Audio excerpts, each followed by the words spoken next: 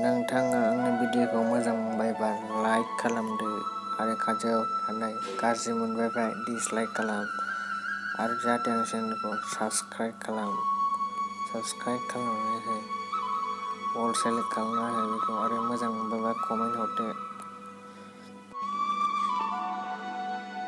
Hello, दिनै माखासे खोथा दंना आंनि भिडिअ'आव मानो भिउस फैनानै मानो साबस्क्राइबार जाया।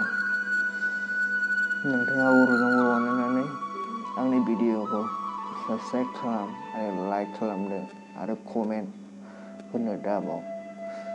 मानो होननानै बुंदोंब्ला नोंथांमोना बर'जों बर' सापर्ट खालामना नायनांगोन, होमबासो जोंनि बर' इन्डास्ट्रिया जौगागोन। होमबासो जोंनि गावजों गाव अनलायनांगोन, होमबासो जोंनि चेनेला साबस्क्राइबार जागोन। जा बर'जों बर' अनलायनानै साबस्क्राइब खालामनानै हो आंनि भिडिअ'खौ आरो चेनेलखौ साबस्क्राइब खालामनानै हो। दिनै एसेनोसै। नोंथांमोना आरो जाय रस्टिं भिडिअ बुजिया बेफोरो भिडिअखौ नायाबाबो जागोन, ओंखारलांनो हागोन।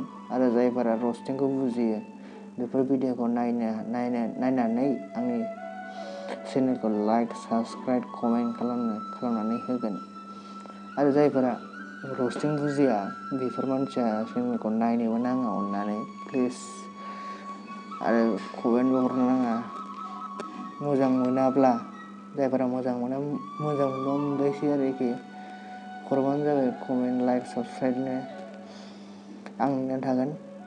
साबस्क्राइब खालाम, कमेन्ट खालाम, बर'जों बर' अनलायलाय, हेट जानाङा रावबो हेट जानाङा, ओंखायनो अनलायनानै थाबाय था।